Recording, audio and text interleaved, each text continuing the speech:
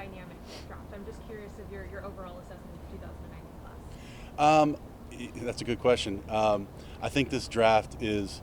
There's been a lot of comments about how good the draft is across the D line, but I think there's plenty of other positions where this draft is good across the board. So, without getting into the specifics of the positions, there's probably about 3 or 4 positions where this draft is really strong, and so that shows on our board, and that's probably gonna play out on draft night.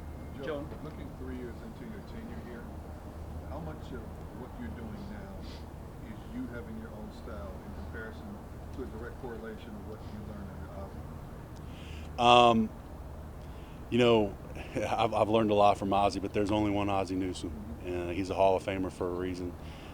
So I think everyone has their own unique style and what they bring, and just for me personally, I've been blessed to be around a lot of great people in this business and had a chance to see how things were done in Baltimore, see how things were done in Chicago with a mixed staff, and see how things are done here with people coming from different perspective and different viewpoints. And touch on something that Howie mentioned earlier. I mean, we're tasked by Jeffrey, and we're all big believers in how we've brought together a staff of different viewpoints and perspectives, and we all come to the same conclusion. We all speak our minds, and we all have strong viewpoints, but at the end of the day, we respect each other's work and respect each other's decision. Joe, recent years you guys have drafted and were signed local running backs. And saw you at the pro day with McQuell and watched him work. Right. What did you see from him?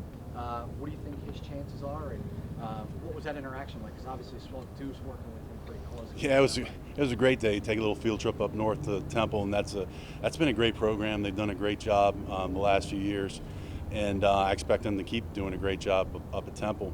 But Quell, they had quite a few guys that helped themselves and had good days, and Quell was one of those guys, and we had a chance to spend some time with him, and he really made the most of his opportunity. He was competitive. He was in shape. He did well. He caught the ball well. There's a lot of things that he did well. After being here for a few years now, what's the evolution or the progress between you working with Howie, working with the coaching staff as well as going into the room? The evolution has been that there's been consistency. Within our staff, within our group. This is year 3, and we've all been together, so we've gotten to know each other more. We've gotten to see the types of players that we each gravitate to, because everyone has a type of player that they're looking for, and we've been able to get on the same page. And I think that's been the most important thing over the last 3 years. Joe, I want to ask you about one of the Philly kids, Nasir Adderley. He ran at his pro day and he didn't get to finish his 40. His hammy kind of grabbed him. Right. So, when that happens, does that impact your decision, and across the board, how does that influence decision makers as it relates to a guy and his chances at the NFL? Yeah, unfortunately, he's not the only case where that's happened, and there's been plenty of years where, there's been talented, skilled guys that haven't been able to perform or run at their pro day that have gone on to be really good players. Just with Nasir, like we were talking in the media house, he's a guy that's a versatile guy. He's a guy that's played 2 years at corner. He's played 2 years of safety at Delaware, so that versatility should aid him. Joe, how easy or how difficult is it when you guys get close to your pick? You've got phone calls coming in, chance to trade up, trade out. How do you kind of filter that out a little bit and be able to focus on the task at hand? Yeah, we have a process where we try to make calm out of the chaos. But there is a lot of information going around. I mean, it's fun. It's fun. But I feel good about the processes we have to make that as detailed and organized of a process as can be. Even though it does get chaotic. You talked about how you have a lot of strong opinions in your room, and that's what you want, a lot of opinions. When it comes down to it, who has the final say?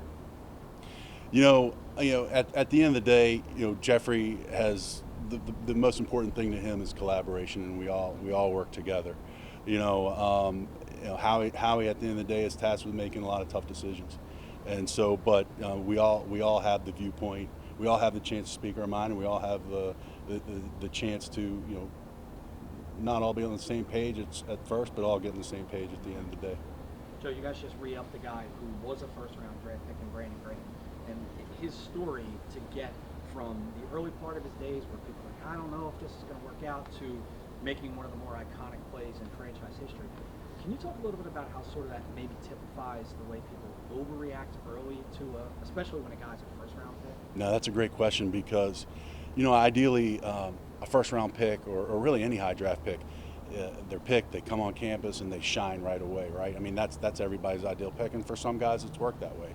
For other guys it hasn't. We've had two examples of that, where guys may not have the start that they want. They go through adversity, but they're able to pick themselves up and come back and perform at a high level. And those are the guys you root for. And at some point, these young guys they're gonna be challenged. They're gonna hit rock bottom, and they're gonna have to be able to pick themselves up and dust themselves off and show that they can withstand the adversity.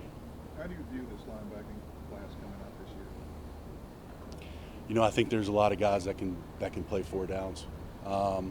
The linebacker position has probably evolved a lot over the last few years with the spread offenses, and they're being put in a lot of difficult situations where whatever they do, they're wrong with the RPO game. So this is a group of highly skilled and talented guys in this draft. So we'll see how it plays out over the weekend. We'll do a couple more. I thought it was interesting when you guys talked about the gadget players now and how they've evolved in terms of restructuring the draft. How much does that alter the draft process specifically for a need to a certain style of offense? I think it depends specifically for each coordinator around the league and what they do. There may be some offenses that don't have that kind of player. I think you do see more and more offenses that do. And so you've seen that kind of permeate through college football, and it's making its way up through the pro ranks. And I think the value that's put on players like that, it's just dependent of each individual team. Joe, we've seen you guys take some risks in drafts. I mean, last year Jordan Mailata, when we first met him, he hadn't even put on a helmet yet. Right. And you guys drafted him, and he took a pretty big leap by the end of the preseason. Saw that with Sidney Jones. Can you talk a little bit about the dynamic inside your draft room and taking risks and saying we're willing to take a shot on a guy when maybe other people don't? Yeah, I think by the time that decision's made on draft day, I mean we've gone over probably 1,000 scenarios on each pick, and who's there and what their fit is.